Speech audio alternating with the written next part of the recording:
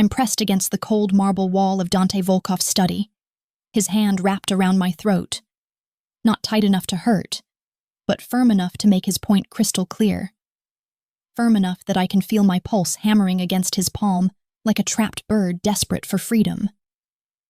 "You think I wouldn't notice?" he growls, his obsidian eyes burning into mine with an intensity that makes every nerve ending in my body come alive with a mixture of terror and something else I refuse to name. 24 hours ago, I was invisible to him. Just another shadow moving through his massive estate with a mop and bucket, cleaning up the evidence of his violent world without ever truly being seen. Now, I'm all he can see, and the weight of his attention feels like standing in the path of an oncoming storm that I have no hope of outrunning. And it all started with one simple kiss in the garden. One moment of weakness where I let myself believe that someone like me deserved something beautiful in this dark, suffocating world. But I'm getting ahead of myself. And if you're going to understand how I ended up here, with the most dangerous man in the city, holding my life in his hands while looking at me like I'm something he wants to devour, then I need to take you back to where this really began. Back to the moment when I was still just Catalina Reyes, the invisible maid who knew how to keep her head down and her mouth shut. I had been working in the Volkov mansion for exactly 6 months, 1 week, and 3 days when everything changed. And believe me when I say that I had counted every single one of those days like a prisoner marking time on a cell wall. The estate was massive, sprawling across acres of manicured grounds that screamed old money and older blood, the kind of place where the marble floors cost more than most people's houses, and the artwork on the walls was probably stolen from museums that didn't even know they'd been robbed yet. I was one of 12 maids, all of us handpicked for our ability to see nothing, hear nothing, and speak nothing about the world we cleaned up after every single day. We scrubbed blood from Italian tile. We disposed of shredded documents without reading them. And we pretended not to notice when men in expensive suits arrived at 3 a.m. with fear written across their faces and left in body bags by dawn. Dante Volkov himself was like a dark god moving through his domain, untouchable and terrifying in equal measure, with his perfectly tailored suits that probably cost more than I'd make in 5 years, and his cold, expressionless face that revealed absolutely nothing about the violence I knew he was capable of. He was tall, powerfully built in a way that spoke of discipline and danger, with jet black hair that he kept immaculately styled and those obsidian eyes that seemed to look through people rather than at them. In 6 months, he had never once looked directly at me, had never acknowledged my existence beyond the occasional irritated gesture when I was cleaning his study, and he needed me to move out of his way. I was furniture to him. Less than furniture, actually, because at least he occasionally noticed when a chair was out of place. And I had been perfectly fine with that invisibility, had cultivated it like a garden that I tended with meticulous care, because being invisible in Dante Volkov's world meant being safe, meant being beneath notice, meant that when he eventually destroyed someone in a fit of rage or cold calculation, it wouldn't be me. I had seen what happened to people who attracted his attention, had cleaned up the aftermath more times than I could count, and I had absolutely no desire to become another cautionary tale whispered about in the servants' quarters late at night, when we thought no one was listening. But then, Marco Tessero arrived, and everything I had so carefully built began to crumble like a sandcastle facing an inevitable tide. Marco was the new gardener, hired to replace old Giuseppe, who had finally retired after 40 years of service, and he was nothing like the other people who worked on the estate. He smiled, genuinely smiled, like he actually found joy in the world despite being surrounded by so much darkness. He was handsome in an easy, approachable way, with warm brown eyes and sun-streaked hair that fell across his forehead when he worked, and he had this way of talking to people like they actually mattered, like their thoughts and feelings were worth his time and attention. When he talked to me, really talked to me like I was a real person with a real life beyond these walls, it felt like being seen for the first time in years, like coming up for air after being submerged underwater for so long that I'd forgotten what oxygen tasted like. It started innocently enough, with brief conversations when I was disposing of the household trash near the gardens, and he was tending to the roses that Dante's mother had planted decades ago, before she disappeared, under circumstances that no one ever talked about, but everyone knew had been violent. Marco would ask me about my day, would share stories about his own life, would make me laugh with silly observations about the pretentious topiary that lined the main driveway. He treated me like I was normal, like I wasn't someone who spent her days scrubbing blood from bathroom tiles and her nights lying awake wondering if tomorrow would be the day that Dante's world finally swallowed me whole. 3 weeks after Marco arrived, he asked me to meet him in the rose garden after my shift ended, and I should have said no, should have remembered all the rules about keeping distance and maintaining professional boundaries. But the truth was that I was desperately lonely, and he was offering me something I hadn't had in so long that I'd almost forgotten it existed. The possibility of human connection that wasn't tainted by fear or obligation. So I went, slipping through the darkening grounds with my heart pounding in my chest, like I was doing something forbidden, which I suppose I was, though I didn't fully understand just how forbidden, until it was far too late. The rose garden was beautiful in the fading light, with the last rays of sunset painting everything in shades of gold and crimson that made the flowers look like they were burning from within. And Marco was waiting for me beside the fountain that had been imported from some Italian villa centuries ago. He looked nervous, which was endearing in a way that made my chest ache. And when he reached for my hand with a gentleness that spoke of asking rather than taking, I let him pull me closer without any of the resistance that I should have offered. "Catalina," he said, my name soft on his lips like a prayer or a promise. "I know this is complicated. I know we work in a place where nothing is simple and everything has consequences. But I can't stop thinking about you. Can't stop wanting to know everything about you. Can't stop imagining what it would be like to actually have something real in the middle of all this darkness." And when he kissed me, soft and sweet and full of a tenderness that I hadn't experienced in longer than I could remember, I let myself believe for just a moment that maybe I deserved this. Maybe I deserved something beautiful even in the middle of the ugliness that surrounded us every single day. His lips were warm against mine, his hands gentle on my waist, and the whole world seemed to narrow down to just that moment, just that connection, just that brief glimpse of what my life could be if I were someone else living somewhere else under completely different circumstances. What I didn't know, what I couldn't possibly have known as I stood there in the garden kissing a man who made me feel human again, was that Dante Volkov was watching from his office window 3 stories above us, watching with those obsidian eyes that missed absolutely nothing, watching with a rage building inside him that I wouldn't understand until much, much later. I didn't know that for 6 months he had been perfectly aware of my existence, had been watching me move through his house with an attention that would have terrified me if I'd realized it existed, had been cataloging every detail about me while I remained blissfully ignorant of his interest. I didn't know that I had never been invisible at all, that my careful cultivation of insignificance had been nothing but a comforting illusion that he had allowed me to maintain for reasons of his own.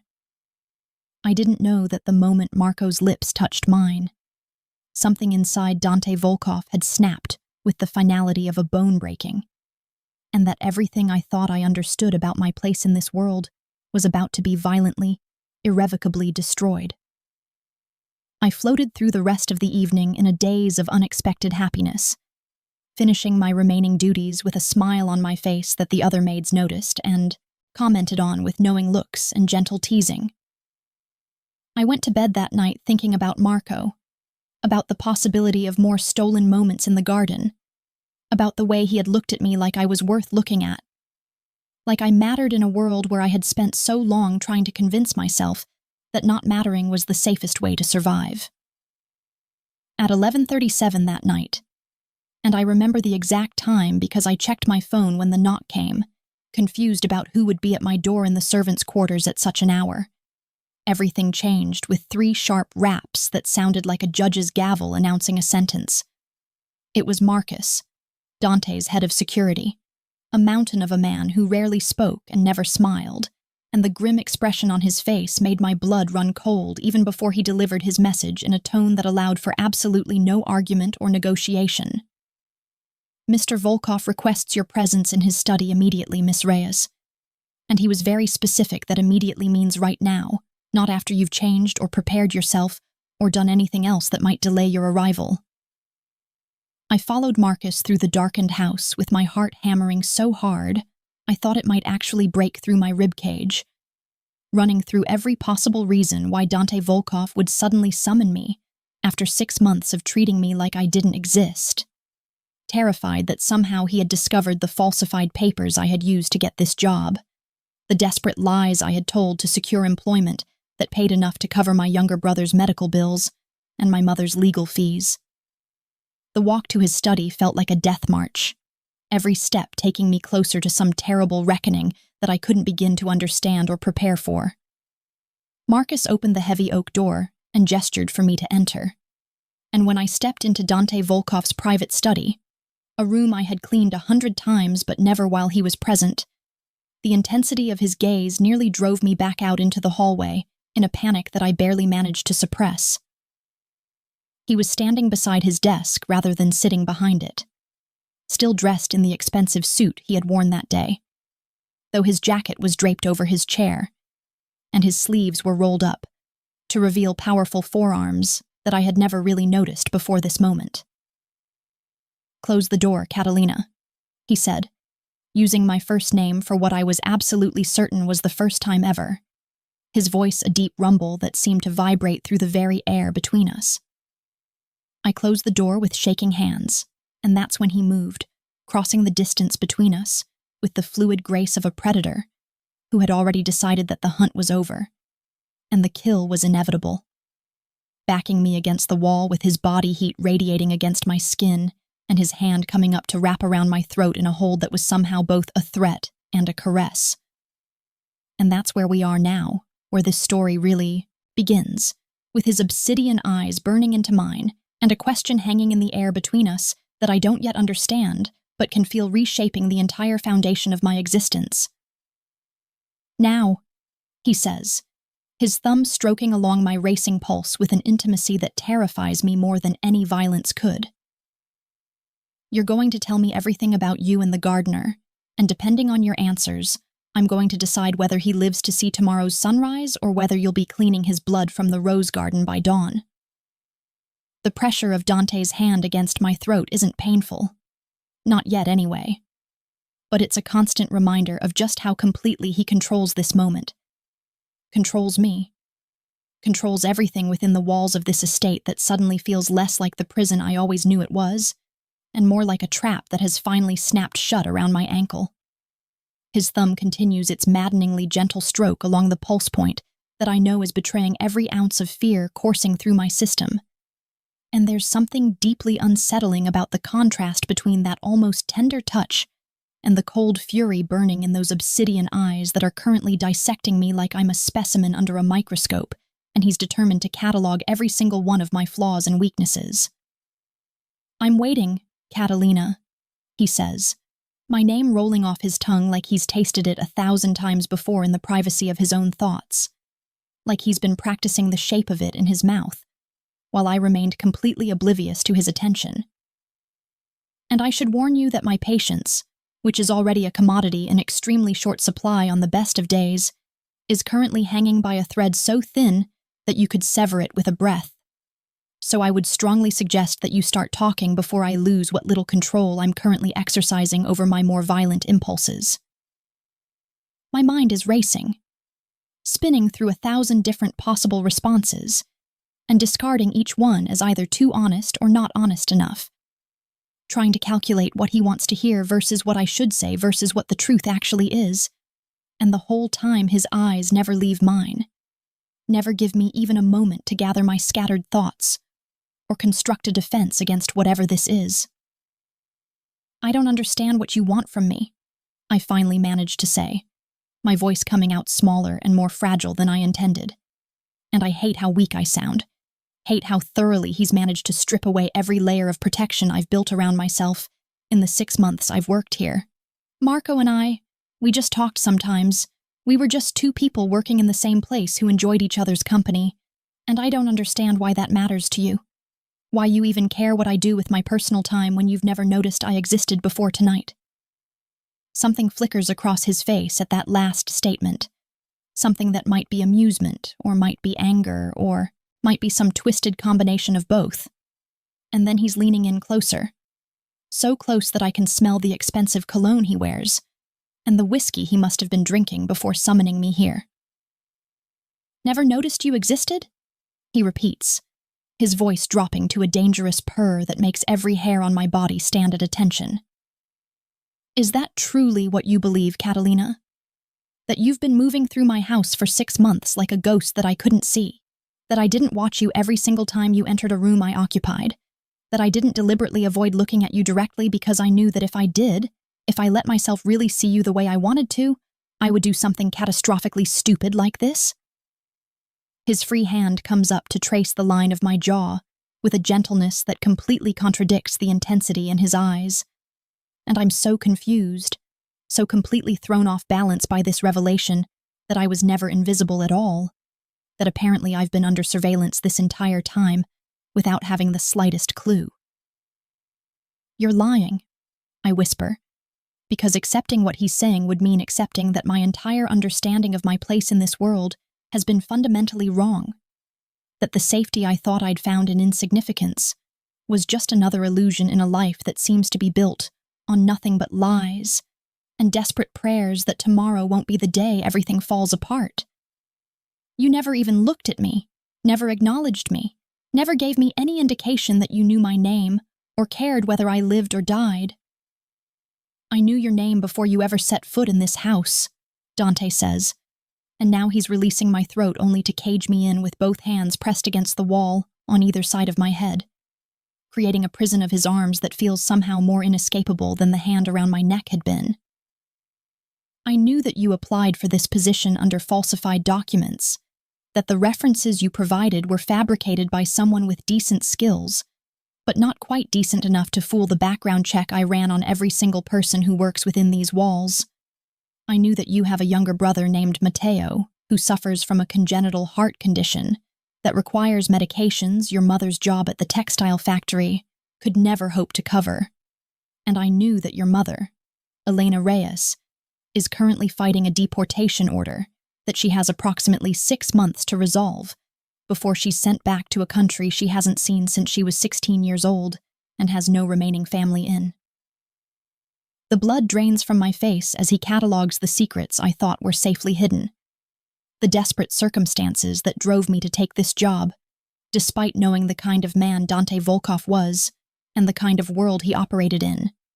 And I can feel tears burning at the back of my eyes, though I refuse to let them fall, refuse to give him the satisfaction of seeing me completely break down. If you knew all of that, if you knew I lied on my application and falsified my documents, then why did you hire me anyway? I demand, finding some reserve of courage I didn't know I still possessed.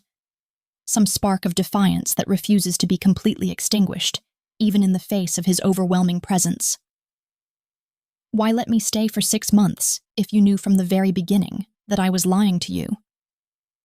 Because I wanted to see what you would do, he answers, his voice carrying a note of something that might be admiration if I could trust anything about this situation, which I absolutely cannot. I wanted to watch you navigate this world with your quiet strength and your determined resilience. Wanted to see if you would try to steal from me or betray me or use your position to gain information you could sell to my enemies. And instead, you just worked, endlessly and efficiently, cleaning up the evidence of my life without judgment or fear, without ever trying to leverage what you saw into something more profitable or powerful. You kept your head down, you did your job with a thoroughness that bordered on obsessive, and you treated the other staff with a kindness that was genuine rather than calculated. And every single day I watched you, I became more fascinated by the puzzle you represented. He pauses, his gaze dropping to my lips, before returning to my eyes with an intensity that makes me feel like I'm being consumed from the inside out. And then the gardener arrived, and suddenly you weren't just going through the motions of survival anymore. Suddenly you were smiling and laughing and coming alive in ways that I had never seen before. And I realized with a clarity that was absolutely infuriating that I wanted to be the one who put that light in your eyes. Wanted to be the one who made you forget about all the darkness surrounding us. Wanted to be the one you ran to in the garden for stolen moments of happiness. So you were jealous, I say, the words escaping before I can think better of them, before I can remember that I'm talking to a man who has killed people for far less than pointing out his emotional weaknesses. You were jealous of Marco because he made me feel human again, because he treated me like I was worth something beyond my ability to clean blood from expensive tile, and rather than just talking to me like a normal person, you decided to drag me up here in the middle of the night and threaten his life because apparently that's how you handle feelings you don't know how to process. For a moment, I think I've gone too far. Think I've finally pushed him past whatever invisible line has been keeping his violence in check. But instead of the explosion I'm expecting, he laughs, actually laughs, though the sound is dark and humorless, and edged with something dangerous. Jealous doesn't even begin to cover what I felt watching him touch you, watching you let him kiss you in a garden that belongs to me, on an estate that belongs to me, while wearing a uniform that I provide and living in quarters that I pay for, he says, each word deliberate and cutting. I wanted to go down there and rip him apart with my bare hands, wanted to make him understand that you were never his to touch, never his to claim, never his to make smile like you didn't have a care in the world beyond his charming words and easy affection.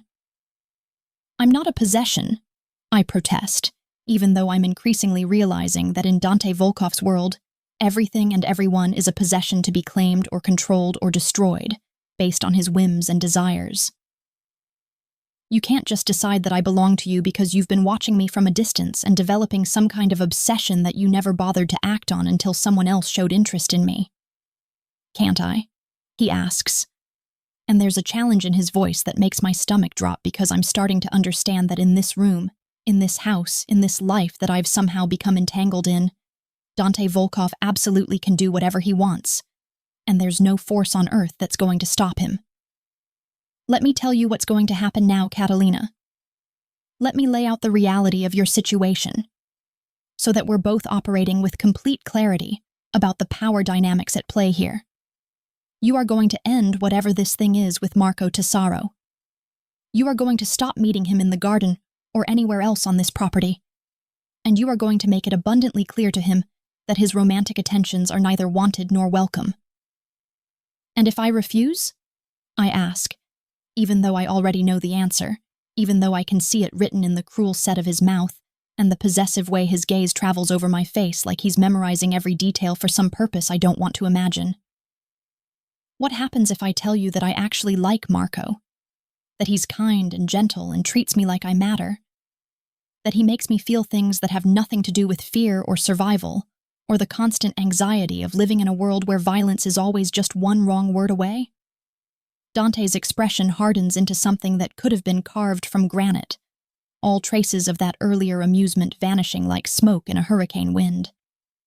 If you refuse, then I will provide you with a very compelling reason to reconsider your position, he says, reaching into his pocket and pulling out his phone with the casual grace of someone who has done this 1,000 times before.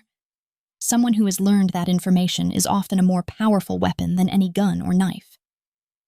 Let me tell you some additional facts about your life that you probably think are private, probably think are safely hidden from someone like me, who has so many other concerns to occupy his attention. He swipes through his phone with a deliberate slowness that feels designed to maximize my growing sense of dread. And when he starts speaking again, his voice has taken on the detached quality of someone reading from a particularly damning file.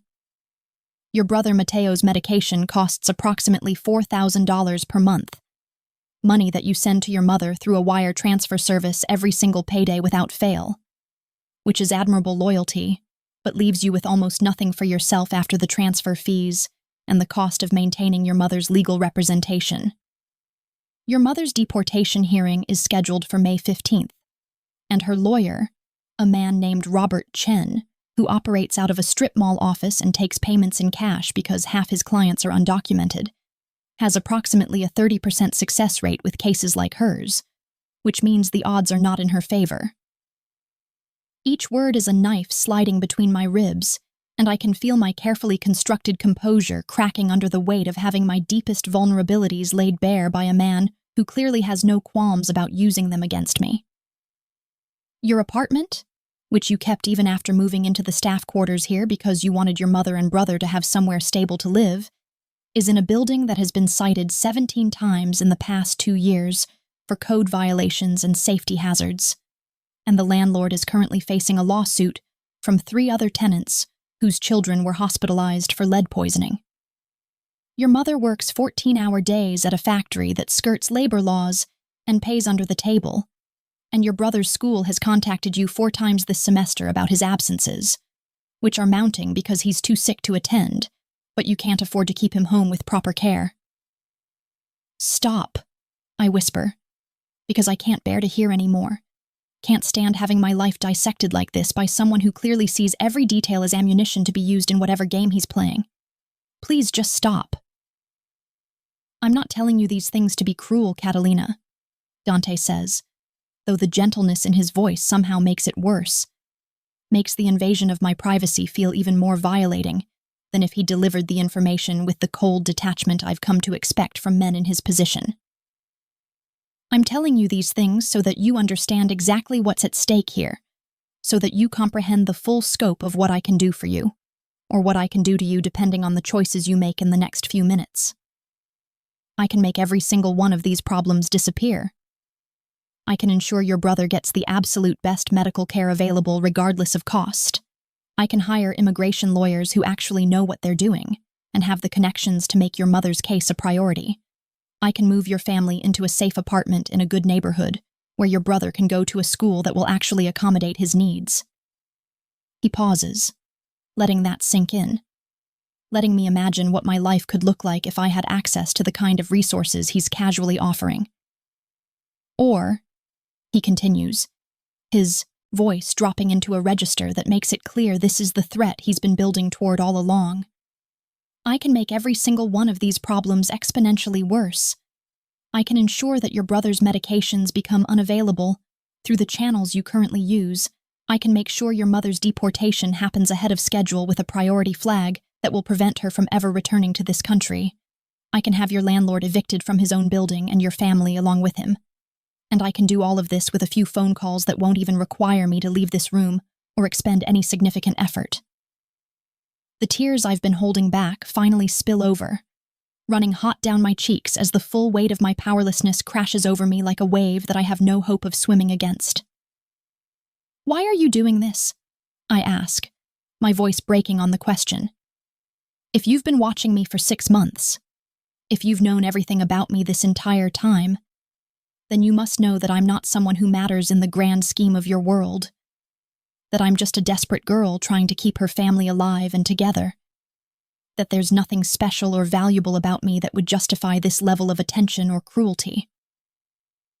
That's where you're wrong, Dante says, and suddenly he's closing the distance between us again, his hand coming up to catch my tears with his thumb in a gesture that feels obscenely intimate given everything else that's happening. You matter to me, Catalina, in ways that I don't fully understand and probably shouldn't allow, in ways that have consumed my thoughts and disrupted my focus and made me act in ways that are beneath the control I've spent years cultivating. So here's what's going to happen. You're going to end things with Marco.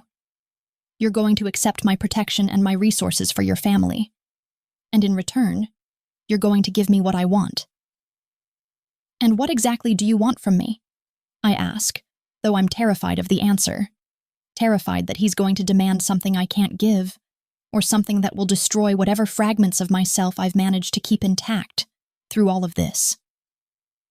Dante leans in until his lips are nearly touching my ear, until I can feel his breath against my skin, and smell the whiskey and darkness that seems to emanate from him like a physical presence.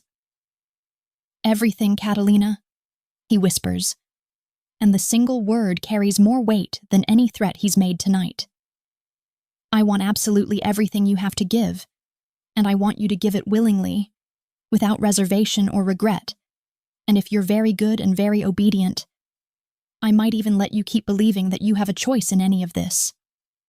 Before I can respond, before I can process what he's demanding, or formulate any kind of coherent response, there's a sharp knock at the door, followed by Marcus's voice announcing that there's an urgent situation requiring Dante's immediate attention.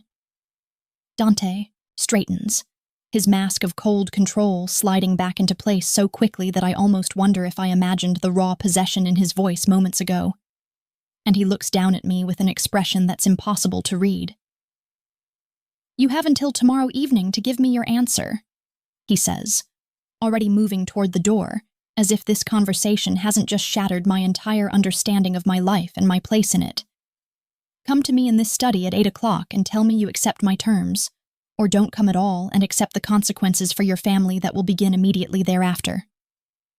He opens the door and walks out without looking back, leaving me trembling against the wall, with my mind reeling and my heart racing, and the terrible knowledge that whatever choice I make, whatever path I choose, the girl I was before tonight, the invisible maid who thought she could navigate this world through careful insignificance, is already dead. And the question now is who I'm going to become in her place. I don't sleep that night, not even for a moment, because every time I close my eyes, I see Dante's face hovering inches from mine, feel the phantom pressure of his hand against my throat, hear his voice whispering that single devastating word. Everything, like it's a promise and a threat, and a prophecy all rolled into one inescapable truth. The narrow bed in my quarters feels like a coffin, the walls pressing in on me with a claustrophobia that has nothing to do with the actual size of the room, and everything to do with the trap that's closing around my life, with the inevitability of a noose being drawn tight. I stare at the ceiling, counting the cracks in the plaster, trying to find some pattern in them that might tell me what to do, how to escape this impossible situation where every choice leads to destruction of one kind or another, where the only question is whether I destroy myself or allow my family to be destroyed instead. By the time dawn breaks through my small window, painting everything in shades of gray that match my mood perfectly, I've made and unmade the decision 1,000 times, each iteration leaving me more exhausted and more confused than the last. Part of me wants to run, wants to pack the few belongings I actually care about, and disappear into some city where Dante Volkov's reach might not extend, where I could start over with a new name and a new identity, and try to forget that any of this ever happened. But that part of me is drowned out by the louder, more practical voice that knows running is impossible, that reminds me about Matteo's medication, and my mother's deportation hearing, and the fact that I have absolutely nowhere to go, that Dante couldn't find me if he really wanted to. Which, based on last night's revelation about just how thoroughly he's been monitoring my life, he absolutely would.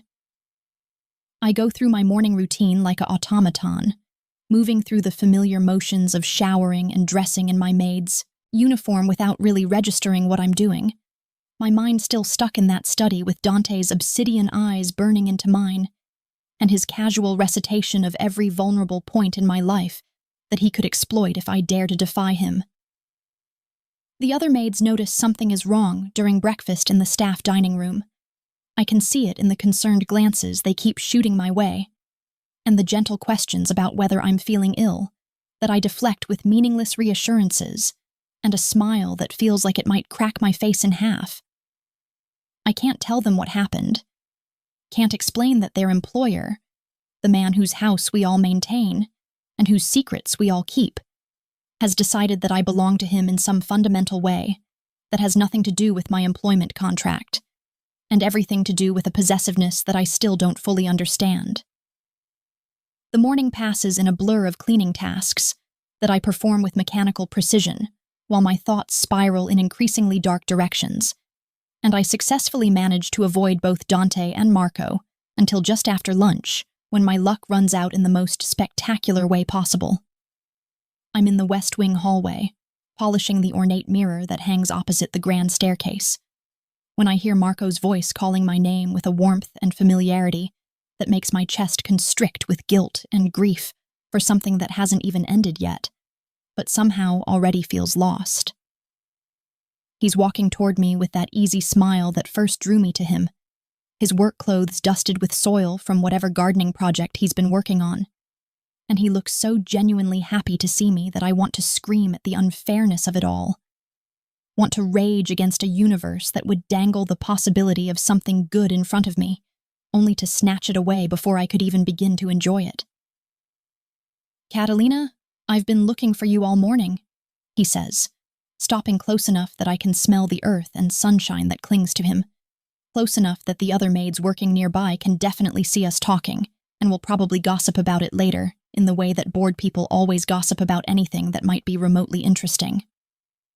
"I wanted to see if you'd meet me again tonight in the garden. Maybe we could have dinner together. I know this sounds crazy, but I can't stop thinking about you, and I want to know everything about you. Want to understand what brought you here and what you dream about when you let yourself imagine a life beyond these walls." His words are so earnest, so full of genuine interest and affection, that I feel something inside me shatter into pieces so small, I'll never be able to reassemble them. And I'm opening my mouth to tell him that I can't. That whatever brief thing we had is over before it really began. When a voice from behind me makes every muscle in my body lock up with a dread so profound, it feels like being flash frozen. The gardener seems very comfortable, approaching the household staff with personal invitations, Dante says, his tone conversational and pleasant in a way that somehow makes it more terrifying than if he'd been openly angry. I wonder if this is something I should be concerned about from a professional boundaries perspective, or if perhaps Mr. Tesaro has confused his role here with something more social than his employment contract would suggest is appropriate. I turn slowly, every instinct screaming at me to run, even though I know there's nowhere to go, and find Dante standing at the top of the grand staircase looking down at us, with an expression of mild interest that doesn't reach his eyes at all. He's dressed for business today, in another one of his devastatingly expensive suits, this one charcoal gray with subtle pinstripes that probably cost more than I'll make in a year, and he descends the stairs with the measured grace of a predator, who knows the prey is already cornered and is simply enjoying the moments before the kill. Marco, who either doesn't sense the danger or is braver than I gave him credit for, straightens his shoulders and meets Dante's gaze with something that might be defiance or might just be spectacular ignorance of exactly who he's challenging. "Mr. Volkov, with all due respect, I was simply inviting Miss Reyes to share a meal during our personal time, which I didn't realize was against any policy," Marco says, his voice steady even though I can see a muscle ticking in his jaw that suggests he's not as calm as he's pretending to be. "I understand that you maintain high standards for professional conduct, but surely you can't object to two colleagues getting to know each other outside of work hours, especially when we're both adults perfectly capable of making our own decisions about how we spend our free time." The temperature in the hallway seems to drop about 20 degrees as Dante reaches the bottom of the staircase and turns his full attention on Marco with an intensity that makes me want to physically step between them, even though I know that would only make things worse. "You raise an interesting point about personal autonomy and decision-making, Mr. Tesaro," Dante says, each word precisely enunciated like he's savoring the taste of them. "It's true that I generally don't concern myself with how my employees choose to socialize during their off hours, provided that their personal activities don't interfere with their work performance or create complications that might impact the smooth operation of my household. However, I'm finding myself in the unusual position of being very concerned about this particular social interaction, and I think it would be beneficial for all parties involved if we had a conversation about expectations and boundaries in my private office." Before either Marco or I can respond, before I can find words to diffuse this situation that's spiraling toward violence so quickly I can practically taste it in the air, Dante's hand shoots out with a speed that seems impossible for someone his size and locks around Marco's wrist in a grip that makes the younger man wince visibly. "That wasn't a request, Mr. Tesaro," Dante clarifies, his pleasant tone never wavering, even as Marco tries unsuccessfully to pull away from his hold.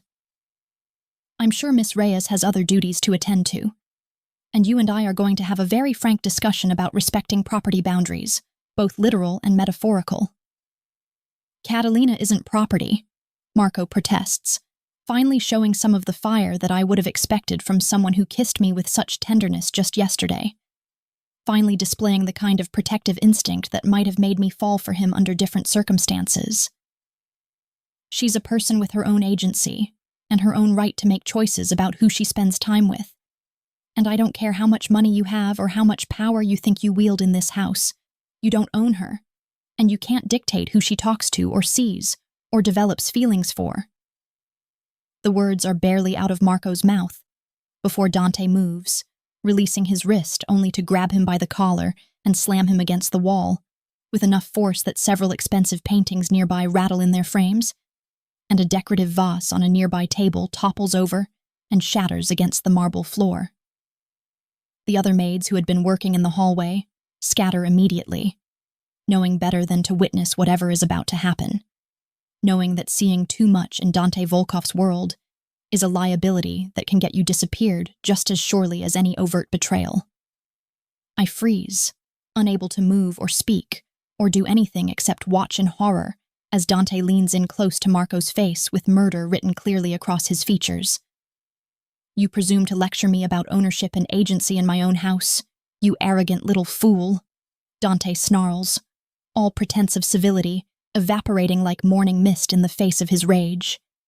You've been working here for 3 weeks, and you think you understand anything about how this world works.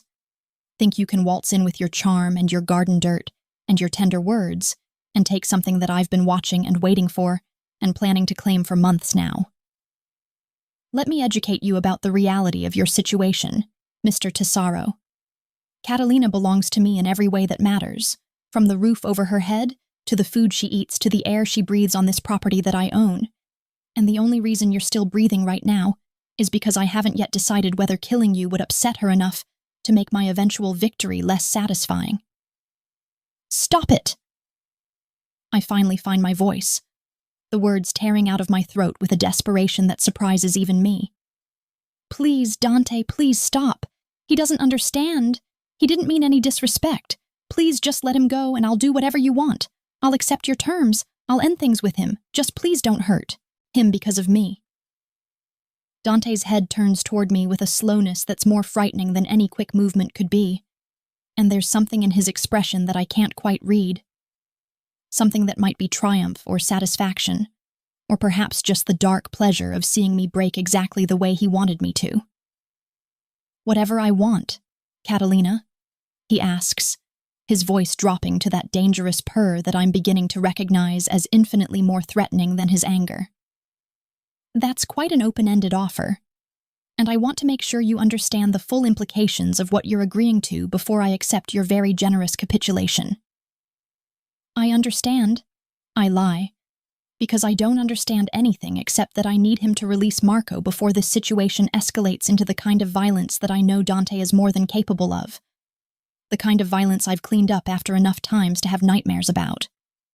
I'll come to your study at 8 o'clock like you said. I'll agree to your terms. I'll give you whatever you're asking for. Just please let him go and promise me that you won't hurt him for this. Dante studies me for a long moment that feels like it stretches into eternity.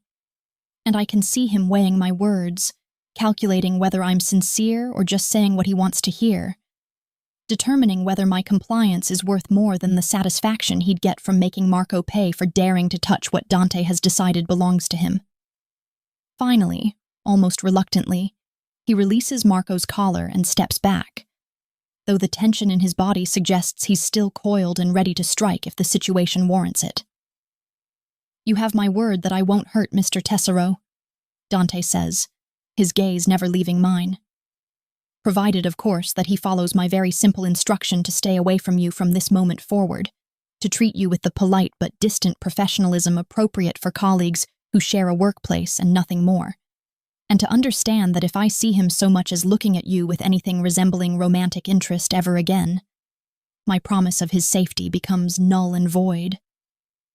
Marco is breathing hard, rubbing his throat where Dante's grip left red marks that will probably bruise by evening. And when he looks at me, I can see confusion and hurt and anger all warring for dominance in his expression. "Catalina, you don't have to do this," he says, his voice rough from where Dante had partially choked him during their confrontation. "Whatever he's holding over you, whatever threats he's made, we can find a way out of this. We can go to the authorities, or we can just leave together. I have money saved and connections in other cities, and we could start fresh somewhere he can't reach us." The offer is tempting. So tempting that for just a moment I let myself imagine what that life might look like. Running away with Marco to some distant city, where we could build something real and honest and untainted by Dante, Volkov's dark influence. But the fantasy dissolves almost as quickly as it forms, because I know with absolute certainty that there is nowhere on this earth that Dante couldn't find me if he wanted to. And more importantly, running would mean abandoning my mother and Matteo to face the consequences that Dante promised would be swift and devastating. "I can't," I whisper, the words feeling like surrender and defeat, and the death of possibilities all at once. "I'm sorry, Marco. I'm so sorry. But I can't run away and I can't fight this. And the best thing you can do for me is to stay away and stay safe, and try to forget that we ever had that moment in the garden." "How touching," Dante interjects, his voice dripping with sarcasm and something darker that I'm learning to recognize as possessive satisfaction. "Mr. Tessero, I believe you have gardens that need tending, and I'm sure you're eager to return to work before I reconsider my generous decision to let you keep your employment here. Miss Reyes, you're dismissed from your duties for the remainder of the day. I suggest you use the time to prepare yourself mentally for our 8 o'clock appointment, because I promise you that what I'm going to require from you tonight is going to fundamentally change your understanding of what belonging to someone actually means." Marco looks like he wants to argue further, wants to mount some kind of rescue attempt despite being completely outmatched in every conceivable way. But something in Dante's expression must convince him that pushing further would be suicidal, because he nods once, sharply, and walks away with his shoulders rigid and his fists clenched at his sides. I watch him go, feeling like I'm watching my last chance at a normal life disappear down the hallway, and when I turn back to Dante, I find him studying me with an expression that's impossible to decipher, but makes my skin prickle with awareness and apprehension. 8 o'clock, Catalina," he reminds me, reaching out to tuck a strand of hair behind my ear, with a gentleness that seems obscene after the violence he just displayed. "Don't be late, and don't bother trying to prepare what you're going to say, because I'm not interested in negotiated terms or qualified agreements. When you walk into my study tonight, you're going to surrender completely, and in return, I'm going to give you everything you need, and everything you didn't even know you wanted. And we're both going to discover exactly what happens when obsession and necessity collide in ways that can't be undone or taken back." He walks away before I can respond, leaving me standing alone in the hallway, surrounded by the shattered remains of the vase, and the lingering scent of his cologne, and the terrible knowledge that in approximately 7 hours, I'm going to walk into that study and offer myself up to a man who has made it abundantly clear that he views me as something to be possessed rather than someone to be loved, and that whatever happens after that moment, the Catalina Reyes who existed before tonight is going to cease to exist in any meaningful way, replaced by someone I don't yet know, but am absolutely terrified of becoming. At exactly 7:58, I stand outside Dante's study with my hand raised to knock, and my heart hammering so violently against my ribs that I'm half convinced it might actually break through bone and flesh and expose itself to the world in all its terrified, trembling vulnerability. I've changed out of my maid's uniform into the only decent dress I own, a simple black thing that I bought for my brother's 8th grade graduation 2 years ago and haven't worn since. And I've spent the last 20 minutes second-guessing that decision because I don't know if wearing something nicer makes this feel more like a date or less like a surrender. Don't know if Dante will interpret it as compliance or defiance or something in between that I haven't even considered. The hallway is empty at this hour, most of the staff having retreated to their quarters for the evening, and the silence feels oppressive and final, like the world is holding its breath, waiting to see what choice I'll make, even though we all know that the choice was never really mine to begin with. I knock 3 times, the sound seeming to echo through the entire mansion like a death knell, and Dante's voice calls out for me to enter with a calmness that suggests he never doubted I would come, never questioned whether I would choose my family's safety over my own freedom. When I push open the heavy door and step inside, I find him standing by the window overlooking the gardens, where just yesterday I kissed Marco with such innocent hope. And the symbolism is so heavy-handed that it almost makes me laugh, except that nothing about this situation is even remotely funny. He turns to face me as I close the door behind myself, and I notice that he's removed his suit jacket and tie, rolled up his sleeves like he's preparing for some kind of work that requires freedom of movement. And there's something about seeing him in this slightly disheveled state that makes him seem more human and somehow more dangerous all at once. "You came," he says, though it's not really a question because we both knew I would, both understood that the alternative was unthinkable for someone like me, who has built her entire life around protecting the people she loves, even at the cost of her own well-being. "And you're wearing a dress, which suggests you've put some thought into this meeting, which I find interesting because it means you're taking this seriously, rather than treating it as just another task to be endured and forgotten." "I'm here because you gave me no choice," I reply, forcing my voice to remain steady, even though everything inside me is screaming to run, to flee, to escape while I still can, even though I know that escape was never a real option. "I'm here because you threatened my family and backed me into a corner where the only move available was surrender. So let's not pretend that my presence indicates anything more than basic survival instinct and a desperate need to protect the people I love from the consequences of defying you." Dante crosses the room toward me with that fluid predator's grace that I'm beginning to recognize as characteristic of everything he does. And when he reaches me, he doesn't touch me immediately, instead circling me slowly like he's inspecting merchandise he's considering purchasing and wants to examine from every angle before committing. "You're angry," he observes, sounding almost pleased by this revelation. "Good. I prefer you with some fire in you rather than completely broken and compliant. Prefer knowing that when you eventually give yourself to me, it will mean something because you fought against it first, rather than just rolling over and accepting the inevitable without any resistance. If you prefer me angry, then you're going to be very satisfied with how I'm feeling right now," I say, turning to keep him in my line of sight as he continues his circular inspection. "I'm furious that you've manipulated this entire situation to force me into a position where I have no power and no choices. Furious that you've been watching me for months, while I remained oblivious to your attention. Furious that you planted Marco as some kind of test and let me develop feelings for him just so you could use those feelings against me. And most of all, I'm furious at myself for being stupid enough to think that I could have something normal and good while working in the house of a man who treats people like chess pieces to be moved around according to his incomprehensible strategy." "Marco wasn't a plant," Dante says, stopping directly in front of me and reaching out to cup my face in his hands with a gentleness that contradicts everything else about this situation. "That's the one thing in this entire mess that wasn't calculated or manipulated or designed to produce a specific outcome. He was just a gardener who saw a beautiful woman and wanted to know her better.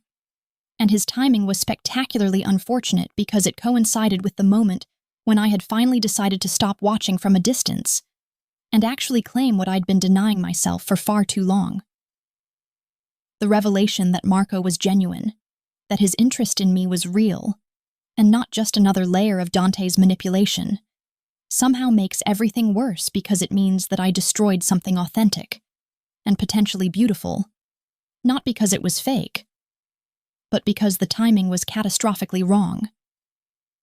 So you're telling me that you ruined my chance at a real relationship with someone kind and decent, purely because you couldn't stand watching me be happy with someone who isn't you," I say, tears burning at the back of my eyes, though I refuse to let them fall because I won't give him the satisfaction of seeing me cry. "You're telling me that your jealousy and possessiveness were more important than my happiness or my agency or my right to choose who I want to be with. Yes, Dante answers with a bluntness that's almost shocking in its honesty. That's exactly what I'm telling you. Because the truth is that I've never been a good man, Catalina. Never pretended to be anything other than selfish and ruthless and willing to destroy anything that stands between me and what I want. And right now, what I want more than my next breath is you. All of you. Every piece of you. Body and soul and that sharp mind that keeps trying to find angles and escapes even when you know there aren't any. He pulls me closer, eliminating the last few inches of distance between us. And I can feel the heat radiating from his body and smell that intoxicating combination of expensive cologne and whiskey and something uniquely him that makes my head spin despite my anger and fear. So here's my offer, Catalina. Here's the devil's bargain that I'm laying at your feet. Be mine willingly. Give yourself to me without reservation or hesitation.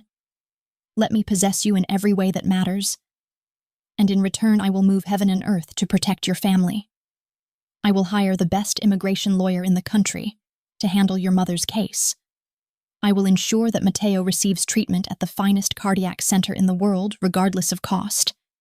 I will move them into a penthouse apartment where they'll want for nothing. And I will give you resources and power that will ensure they're safe and cared for long after I'm gone. And if I agree to this, I whisper, because my voice won't support anything louder than a whisper when faced with the enormity of what he's offering and what he's demanding in return. If I give you what you want, does Marco get to leave here safely? Does he get to go on with his life without you destroying him, purely because he committed the crime of being kind to me? Marco will be transferred to another property tomorrow morning, with a generous severance and a glowing reference that will ensure he finds work anywhere he wants. Dante promises. But you need to understand that this is a one-time offer. That once you agree to my terms, there's no going back, no changing your mind, no deciding 6 months from now that you've had enough and want to leave, because the moment you become mine, you stay mine until one of us dies. The finality in his voice should terrify me more than it does. Should send me running for the door despite all his threats and promises. But instead I find myself leaning into his touch like a plant reaching toward poisonous sunlight. Find myself wondering what it would be like to stop fighting and just surrender to this dark obsession that I can feel pulling at me like gravity or fate. I need you to promise me one more thing, I hear myself saying, my voice sounding distant and strange like it belongs to someone else entirely. Promise me that you'll never lie to me. That whatever this thing between us becomes, it will at least be built on honesty, even if it can't be built on anything healthier or more normal. I promise, Dante says, and then he's kissing me with a possessive intensity that drives every thought from my mind except the overwhelming sensation of being consumed, of being claimed, of crossing a threshold that I can never uncross. And as I kiss him back, as I feel myself melting into his embrace despite everything logical and rational screaming at me to resist, I realize that Dante was right about one thing. This moment is changing me in fundamental ways that I don't yet understand, transforming me from the frightened girl who cleaned blood from tiles into something darker and more dangerous, something that might actually be capable of surviving in his world, not as a victim, but as an equal. 3 months have passed since that night in Dante's study, when I crossed a threshold that fundamentally altered the trajectory of my entire existence, and the woman who stares back at me from the full-length mirror in what is now my bedroom. Not the servants' quarters, but an actual bedroom suite connected to Dante's, through a door that neither of us ever bothers to close, is someone I barely recognize even though I know every decision, and every compromise, and every dark revelation that led to this transformation. Gone is the simple maid's uniform that allowed me to disappear into the background, replaced by a designer dress in deep emerald that probably costs more than I used to make in 6 months. And the diamond necklace resting against my collarbone is worth enough to pay for Mateo's medical care for the next decade.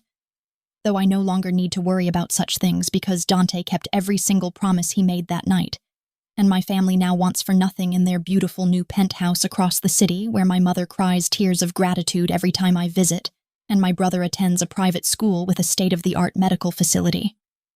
I've learned so much in these 3 months, learned the intricate politics of Dante's world, where power is the only currency that matters, and weakness is an invitation to be destroyed. Learned how to sit beside him during meetings with men whose hands are stained with blood and violence, while maintaining the perfect expression of bored elegance that suggests I belong in these rooms where life and death decisions are made over expensive scotch and Cuban cigars. I've learned that Dante's obsession with me wasn't just some passing fancy or temporary fixation, but something deep and all-consuming that colors every decision he makes, every risk he takes, every moment of vulnerability he allows himself when we're alone, and the masks we both wear for the outside world can finally be set aside. And perhaps most disturbingly of all, I've learned that the darkness inside him has awakened something equally dark inside me. Some capacity for ruthlessness and strategic cruelty that I never knew existed until he created an environment where those qualities were not just accepted, but celebrated. The other staff members treat me with a deference that borders on fear now, no longer seeing me as one of them, but as an extension of Dante himself, as someone who has his ear and his trust, and therefore the power to make or break their lives with a single word whispered in the right moment.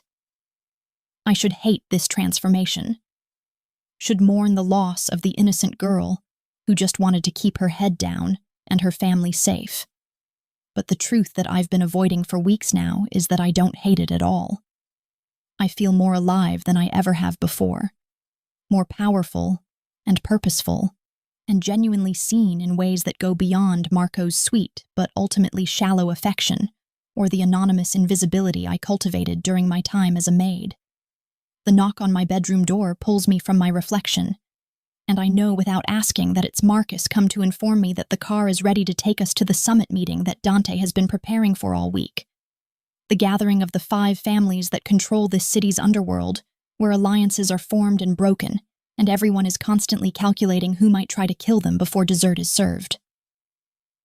"I'll be down in 5 minutes," I call out, taking one last look at myself, and trying to see what Dante sees when he looks at me, trying to understand how I became someone who can attend a Mafia summit without my hands shaking or my voice betraying the fear that should be overwhelming me but somehow isn't. But I never make it downstairs because everything changes in the space between one heartbeat and the next. When Marcus's phone rings with the specific tone that means emergency, that means threat. That means the carefully controlled world Dante has built is about to be tested in ways we didn't anticipate. I'm halfway down the grand staircase when I hear the commotion, when I see Marcus and 3 other security personnel rushing toward the east wing with weapons drawn. And some instinct that I've developed over these past 3 months tells me that something is catastrophically wrong. I follow them despite Marcus's shouted warning to stay back, and I arrive at the scene just in time to see 2 men I don't recognize dragging a struggling Dante toward the service entrance with guns pressed against his head, while a 3rd man I do recognize, Vincent Caruso, the underboss of the rival Caruso family, smiles at me with a coldness that makes my blood freeze. "Mrs. Volkov," Vincent says, using the title that isn't technically accurate since Dante and I haven't actually married, though everyone treats me as his wife in every way that matters. "How convenient that you're here. It saves us the trouble of hunting you down separately. Because you see, we've done our research, and we know that Dante's one weakness, his one vulnerability in an otherwise impenetrable armor, is his absolutely pathological obsession with you. And we're betting that he'll surrender control of his territory rather than watch us put a bullet through that pretty head of yours." The next few minutes unfold with a strange clarity, as if time has slowed down, and I'm watching everything from outside my own body, watching as Vincent's men force Dante to his knees while keeping their guns trained on me, watching as Dante's face contorts with a rage and fear that I've never seen before because he's always been the one in control, and now that control has been violently stripped away. But instead of the terror I should be feeling, instead of the paralysis that would have gripped the old Catalina who didn't know what she was capable of, I feel something else entirely. A cold, calculating fury that Dante would recognize because he's the one who taught me how to channel emotion into action, how to wait for the perfect moment to strike, how to use an enemy's assumptions about weakness against them. Vincent makes the fatal mistake of assuming I'm a helpless victim, makes the catastrophic error of turning his back on me for just a moment to gloat at Dante about his impending defeat. And in that moment I move with a speed and purpose that surprises even me, grabbing the heavy crystal decanter from the nearby sideboard and bringing it down on Vincent's head with enough force that it shatters into 1,000 glittering pieces and sends him crumpling to the floor.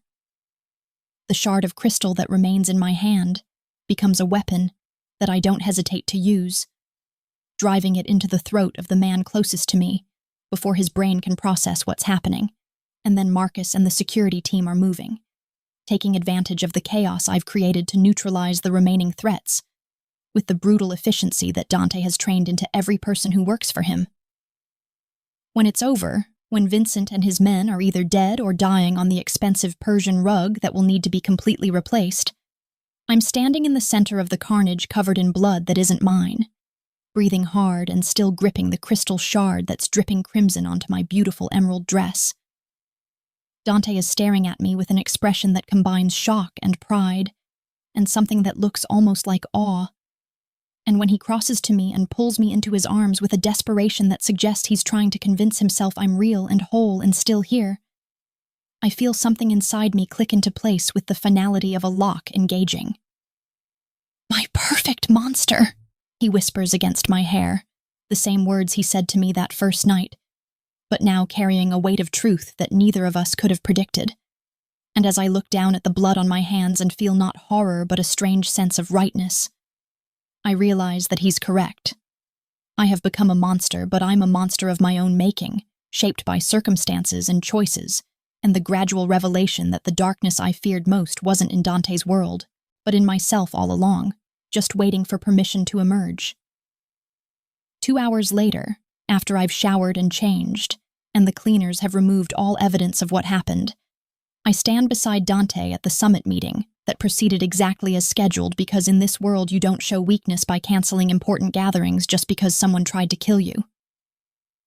The other family heads look at me with new understanding now, with the recognition that I'm not just Dante's pretty accessory or his temporary obsession, but his genuine partner in every sense of the word, someone who has proven capable of the same ruthlessness and violence that they respect in him. And as Dante's hand finds mine under the table and squeezes with a possessiveness that I no longer resist but actively welcome, I think about the girl I was 3 months ago, the frightened maid who thought invisibility was safety, who believed that keeping her head down and her dreams small would somehow protect her from the darkness that surrounded her. That girl is gone, burned away in the fire of Dante's obsession and my own transformation, and in her place stands someone I'm still learning to recognize, someone who has discovered that sometimes the only way to survive in a world built on violence and power is to become more dangerous than the threats that surround you. Someone who has learned that love in the darkness doesn't look like tenderness and soft words, but like two broken people choosing each other despite and because of their shared capacity for destruction. He didn't break me, didn't shatter me into pieces that he could reassemble according to his design. Instead, he awakened something I didn't know existed, some fundamental truth about my own nature that I had been suppressing my entire life in service of being good and safe and acceptable to a world that would have devoured me anyway if I hadn't learned to bare my teeth. And God help anyone who tries to take me from him now, because they'll discover what I learned tonight in the most visceral way possible, that the most dangerous thing in Dante Volkov's world isn't the man himself, but the woman standing beside him, who has finally stopped apologizing for the darkness in her soul and started wielding it like the weapon it was always meant to be.